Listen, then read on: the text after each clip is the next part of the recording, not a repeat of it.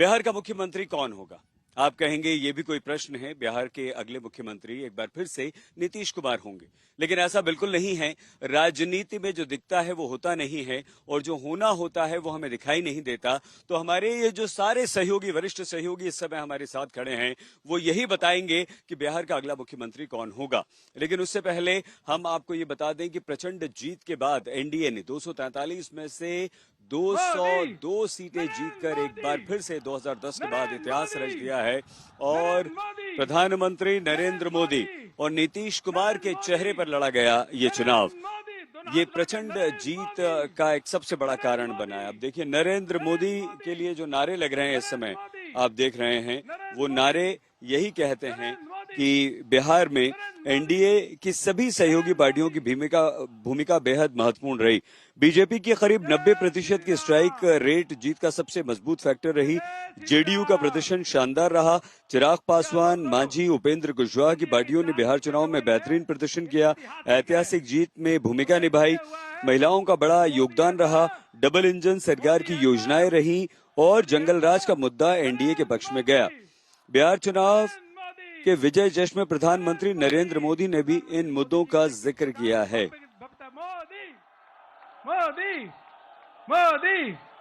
लेकिन सुबह से यहाँ पटना में जबरदस्त राजनीतिक हलचलें चल रही हैं।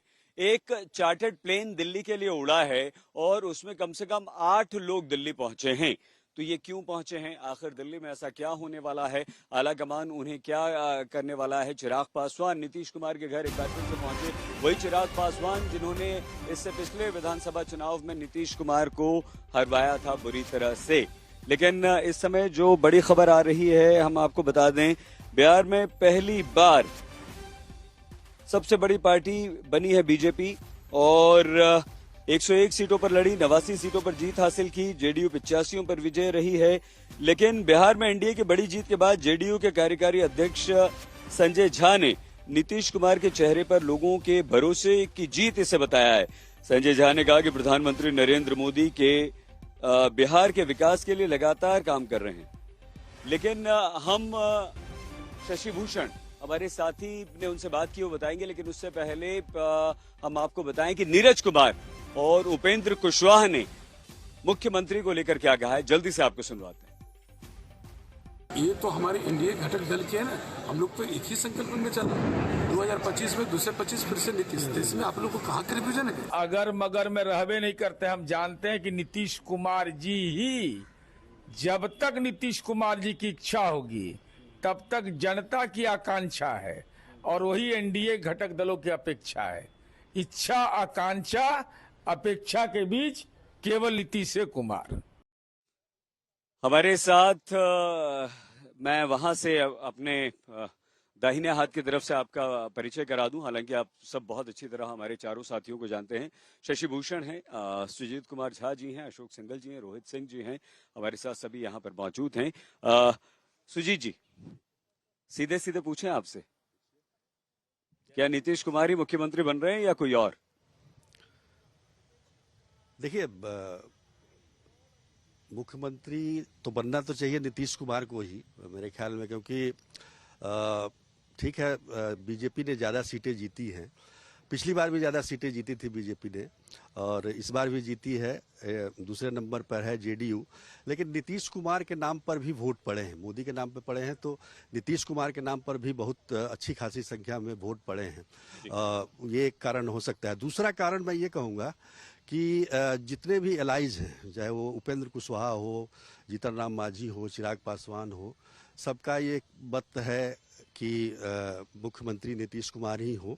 आपका राजनीतिक अनुभव क्या कहता है? दूसरा एक और मैं कारण बता रहा हूँ कि 2027 में उत्तर प्रदेश में चुनाव है जी, और वहाँ का जो समीकरण है, जातीय समीकरण, उसमें कुर्मी का बहुत बड़ा योगदान है उसमें।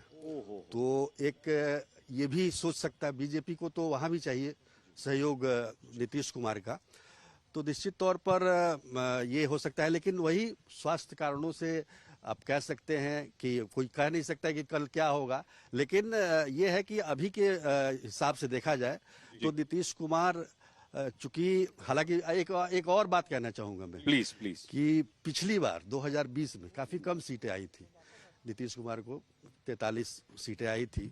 उस समय उन्होंने मुख्यमंत्री बनने से इनकार कर दिया था और बीजेपी के मनाने पर ही बीजेपी के कई वरिष्ठ नेता ने जाकर मनाया उनको और वो तब तैयार हुए।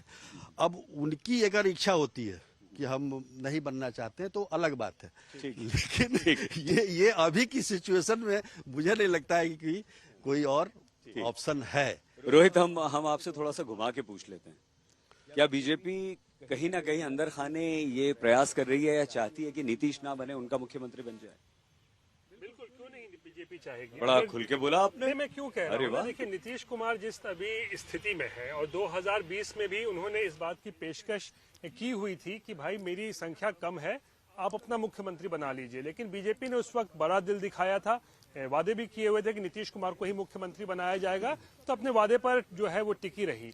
लेकिन इस बार स्थिति थोड़ी सी दूसरी है। नीतीश कुमार अपने उम्र की ढलान पर है, उनकी सेहत को लेकर बहुत सारे सवाल खड़े होते रहते हैं, मानसिक स्थिति या फिर शारीरिक स्थिति को भी लेकर।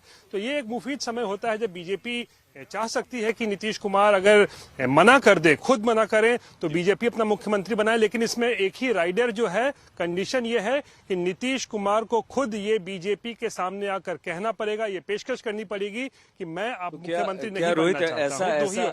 ऐसी परिस्थितियां बनाई जाएंगी कि नीतीश खुद कह दें कि भाई बना लो आप? देखिए, कल से थोड़ा माहौल बनाना फिर शुरू किया गया है। आप देखिए, अमित शाह के बयान के बाद डैमेज कंट्रोल में बीजेपी मुद्रा में आई थी, कहा था कि उन्हीं के नेतृत्व में चुनाव लड़ा जाएगा, सीएम पद की वैकेंसी नहीं है। लेकिन कल से कुछ नेताओं ने बीजेपी के फिर से प्रक्रिया समझाने की जो है वो शुरुआत कर दी है कि मुख्यमंत्री कैसे चुना जाता है। अभी तो ठीक है, जीत हुई है, विधायक दल के नेता मिलेंगे, बैठेंगे, विधायक दल की बैठक होगी, फिर मुख्यमंत्री चुना जाएगा। यानी कल से बीजेपी के कुछ नेताओं के सुर बदल गए हैं। अशोक जी, सम्राट चौधरी भी हो सकते हैं क्या मुख्यमंत्री अभी? बिल्कुल, कल मैंने उनका इंटरव्यू किया था सम्राट चौधरी का, उनसे पूछने की बड़ा कोशिश की। एक मिनट अशोक भाई, देखिए रोहित ने भी दन से कहा कि हाँ, आपने भी कहा दन से, कमाल है। तो क्योंकि मैं कल उनसे जब मिलने गया तो मेरा सबसे पहला सवाल यही था कि अमित शाह जब कैंपेन करने के लिए उनके लिए वोट मांगने गए तो उन्होंने कहा कि इनसे अगर आप इनको जितवा देंगे तो इनको बड़ा बनाया जाएगा। मोदी जी ने कहा था। तो बड़ा क्या होगा, डिप्टी सीएम है, उससे बड़ा तो सीएम ही होता है। हालांकि मैंने ये सवाल पूछा तो वो टाल गए क्योंकि बोलेंगे नहीं, ऑब्वियसली बात है। लेकिन बीजेपी के मन में जरूर होगा, जैसे महाराष्ट्र का केस अगर उठा लें, देवेंद्र फडणवीस को डिप्टी सीएम बनाया गया था, सीएम होते हुए थे पहले वो, एकनाथ शिंदे को सीएम बनाया गया था। लेकिन जब इस बार जीते वो, बेशक एकनाथ शिंदे की लीडरशिप में चुनाव जीते थे, लेकिन बीजेपी ने एक बार कुर्बानी दी थी। तो इस बार सब लोग चाहते थे कि बीजेपी का क्यों नहीं, जब बीजेपी की संख्या ज्यादा है, सब चीजें हैं, तो एकनाथ शिंदे क्यों हो। फाइनली देवेंद्र फडणवीस मुख्यमंत्री बने। तो बीजेपी के मन में जरूर है कि हमारा मुख्यमंत्री क्यों ना हो, फिर कब होगा। ये पहले भी हमारी संख्या ज्यादा और इस बार भी संख्या ज्यादा। ऐसे तो है नहीं कि एक ही व्यक्ति के नाम से लीडरशिप, बेशक जो मुख्यमंत्री होते हैं लीडरशिप उसी की होती है, किसी और की लीडरशिप में लड़ते नहीं है। केंद्र की योजनाओं का भी इम्पैक्ट रहा, बेशक स्टेट की गवर्नमेंट का हो, तो बीजेपी के मन में है। लेकिन तमाम चीजें आंकलन करने के बाद बीजेपी आगे बढ़ेगी, बिल्कुल। लेकिन ऐसा कोई विवाद भी नहीं चाहती, क्योंकि सेंटर की पॉलिटिक्स भी इफेक्ट होगी उससे कहीं ना कहीं। तो तमाम चीजों बहुत बेहद महत्वपूर्ण, विपक्ष को मौका नहीं मिलेगा अगर नीतीश आते तो। महाराष्ट्र का जिक्र अक्सर इस चुनाव में हुआ है, विपक्षी दलों ने ये कहा है नीतीश कुमार को कहीं एकनाथ शिंदे न बना दिया जाए। नहीं बिल्कुल, और देखिए केंद्र की पॉलिटिक्स सबसे मैटर करेगी, उसका आंकलन करने के बाद भी क्या इम्पैक्ट होगा, तब कोई डिसीजन लिया जाएगा। लेकिन स्मूथली होगा, जो भी होगा, एक तरफा नहीं होगा। नीतीश को पेशकश करनी पड़ेगी शायद।